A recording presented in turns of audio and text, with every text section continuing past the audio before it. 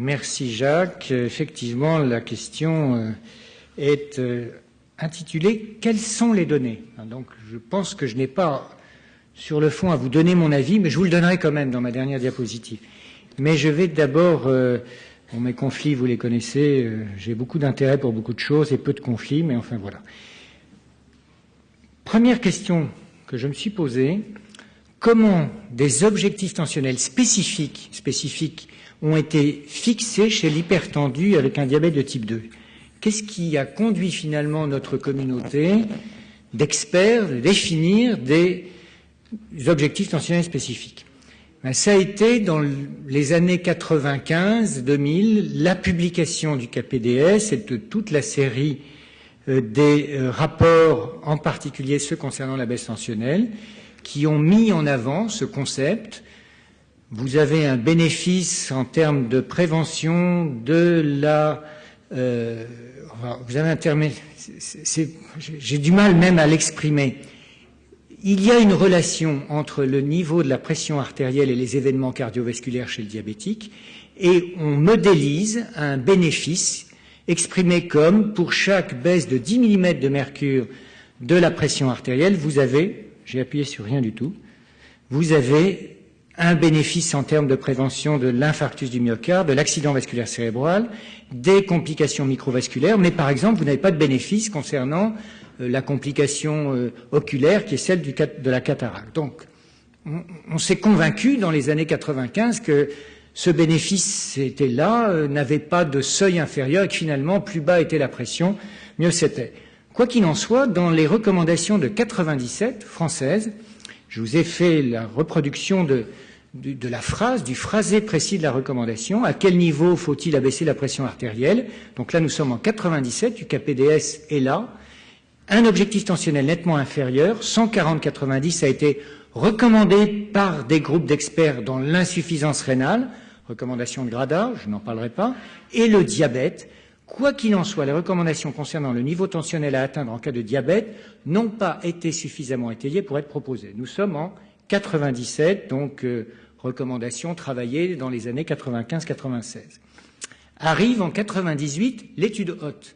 L'étude HOT, elle était prévue pour comparer 3 objectifs thérapeutiques, et puis l'étude HOT, elle est globalement négative, mais il y avait quelque chose sur laquelle les auteurs de l'étude HOT se sont accrochés, c'est ce résultat que je vous ai mis sous forme de figure, qui n'existe pas dans le papier sous forme de figure, mais juste sous la forme d'un petit tableau, qui indiquait que lorsqu'on compare et on contraste les deux groupes extrêmes, moins de 80 et moins de 90, de baisse de pression artérielle diastolique, et l'on trouve une différence statistiquement significative vis-à-vis des décès cardiovasculaires dans le groupe qui a baissé le plus la pression artérielle diastolique, alors que l'infarctus du myocarde et l'AVC, il y a une tendance, mais que cette tendance n'est pas statistiquement significative. Quoi qu'il en soit, l'étude HOT, elle est là, et l'ANAES 2000 se réunit, groupe de travail.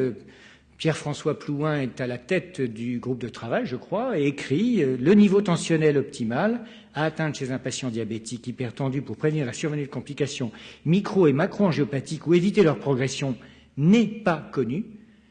Un objectif tensionnel de 140-80 est recommandé. C'est-à-dire que la diastolique a baissé de 90 à 80 au vu du résultat de l'étude HOT. Arrive en 2003 l'étude STENO 2. Alors l'étude STENO 2, elle nous bouleverse tous, parce que finalement, on arrive à faire un papier dans New England Journal of Medicine de morbimortalité avec 80 patients dans chaque groupe, c'était jamais venu, et 80 patients auxquels finalement on propose, vous le savez, une stratégie multi-interventionnelle intensive par comparaison à une stratégie conventionnelle, et quand on regarde les éléments qui ont le plus varié entre les deux groupes, eh bien, il y avait la pression artérielle qui, justement, était présentée dans les résultats de STENO 2 avec ce seuil de 130 pour la systolique et 50% des patients du groupe intensif avaient réussi à franchir ce seuil de moins de 130, 80 ou 70% le seuil de 80 et résultat de l'étude STENO 2 et même de la prolongation de la courbe de survie est publiée en 2008, cette différence très statistiquement significative. Enfin, voilà, on est convaincu que 130 c'est le bon objectif pour la systolique,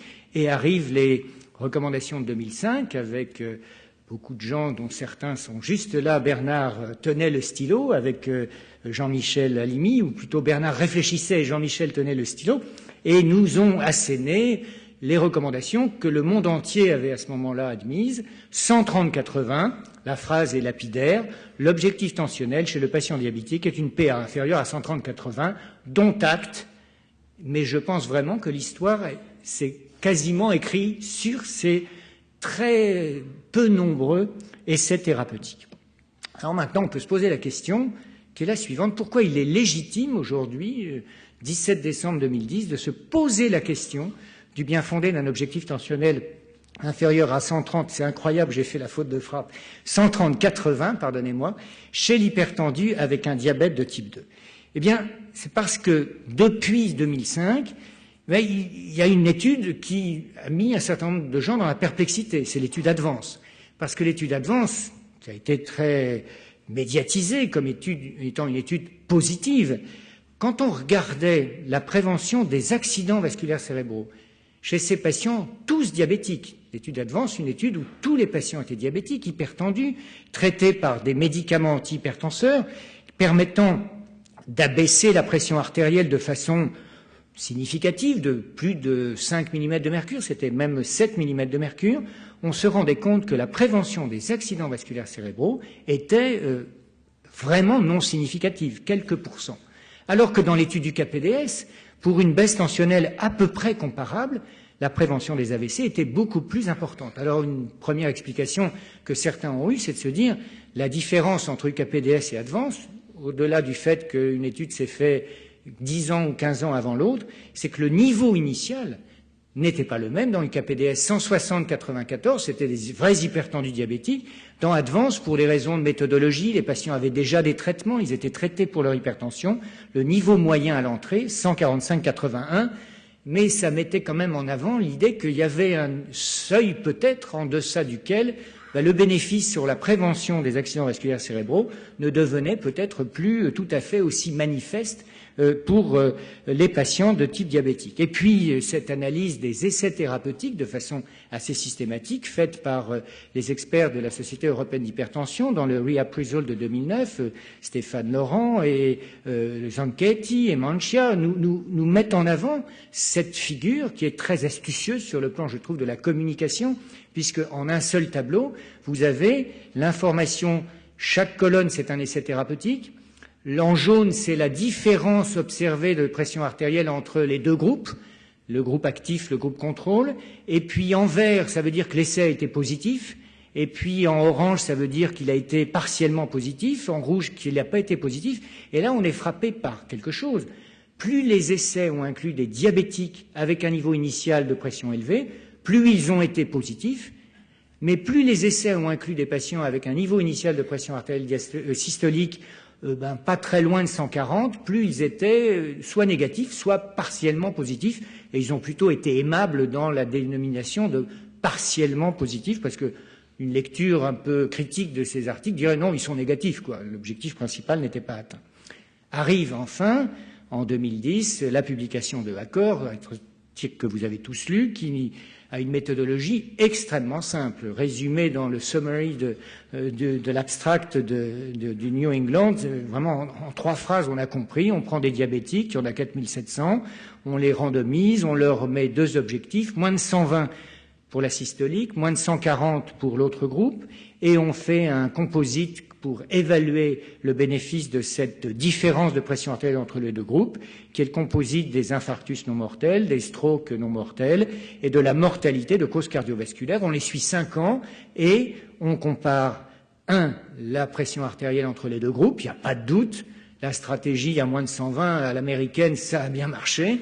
Il y a une vraie différence tensionnelle entre les deux groupes, donc là, on n'a pas d'arrière-pensée. Et puis, on regarde le primary outcome, pas de différence. Bon, c'est vrai que les 2 courbes sont vraiment superposables. Alors, on peut toujours dire, oui, mais à la fin, il y a quand même, là, il se passe quelque chose à partir de là. Cette étude a duré 5 ans. Là, il y a beaucoup moins de patients, hein. Donc, la majorité des patients, ils ont été suivis jusque-là. Donc, globalement, pas de différence. On va un petit peu plus loin dans l'analyse, on dit, bon, on va regarder quand même les composants du composite, et on voit que La complication numéro 1 de ces diabétiques, c'est l'infarctus du myocarde non fatal, on le voit bien, ils ont 10% d'événements à 5 ans. Alors 10% d'événements à 5 ans, on peut dire c'est finalement pas beaucoup, ils n'étaient pas tellement à haut risque. On a l'idée que le diabétique de type 2, il est à haut risque. Ben oui, mais quand on le soigne bien, il ne devient plus à haut risque quand même. Donc, il y a un bénéfice, en tout cas, à la prise en charge et tensionnelle et des lipides et de tout ce que vous voulez. Et puis, quand on regarde les accidents vasculaires cérébraux, ben c'est statistiquement significatif. On est sauvé quand même, baisser la pression artérielle, eh bien, ça fait moins d'AVC. C'est vrai. Mais regardez l'incidence des AVC, ils n'ont pas fait d'AVC, ces gens-là. Donc, la complication numéro 1, c'est l'infarctus, pas de différence. La complication numéro 2, c'est l'AVC. Il y a une petite différence, mais il n'y a pas eu d'événement. Donc, globalement, le bénéfice, c'est vrai, il est très modeste dans l'accord entre les deux groupes. Et puis, il y a une contrepartie, c'est qu'il y a la survenue beaucoup plus fréquente d'effets indésirables dits sévères chez les sujets ayant eu un objectif le plus bas. Bon, ils ont eu plus d'hypotension, ils ont eu plus d'atteinte rénale, d'élévation de la créatinine. En un mot, la baisse tensionnelle, elle a un coût, et un coût en effet indésirable. Donc, si on est dans une discussion du bénéfice-risque, pas de bénéfice et des risques, qu'est-ce que vous voulez? On dit quoi? On dit, en conclusion, l'essai accord évalue les différences entre deux pressions artérielles chez les diabétiques de type 2 à risque cardiovasculaire soi-disant élevé. Mais le résultat n'apporte aucune évidence que la stratégie intensive apporte un bénéfice vis-à-vis des complications cardiovasculaires. Donc, c'est fini, je n'ai plus rien à dire. Je vais quand même vous donner mon commentaire, ça ne vaut que parce que c'est mon commentaire. 1, il n'y a vraiment pas de preuve pour un objectif à moins de 130/80, objectivement, il n'y a pas de preuve. 2, la recommandation, si la recommandation doit être basée sur l'évidence-based médecine, elle doit changer. Sinon, on dit que la recommandation n'a plus à être basée sur le BM. Et je pense qu'une PAS inférieure à 140 mm de mercure, c'est bénéfique chez le diabétique hypertendu. Donc, il ne faut pas que notre message, s'il y avait un changement dans l'objectif tensionnel, devienne un message en disant « ça ne sert plus à rien de traiter l'hypertension des diabétiques ». Non, UKPDS et toutes les autres études ont bien montré qu'un diabétique doit avoir un abaissement tensionnel et que cet abaissement tensionnel, moins de 140, c'est probablement quand même quelque chose d'important. En deçà, je ne sais pas. Alors peut-être que les experts qui se réuniront demain arriveront à conclure, mais chaque fois qu'il y a eu des groupes qui se sont réunis, en particulier au Canada, c'est ce que Jacques Blachet nous a annoncé l'autre jour dans une réunion, eh bien, ils étaient un nombre pair et ils ne se sont pas mis d'accord. C'était 50-50. Et finalement, c'est la voix du président qui a emporté le morceau, et comme le président était pour que ça reste à 130/80, c'est resté à 130/80. Mais les débats d'experts vont être sacrément amusants dans les mois qui viennent concernant ce point précis. Je vous remercie.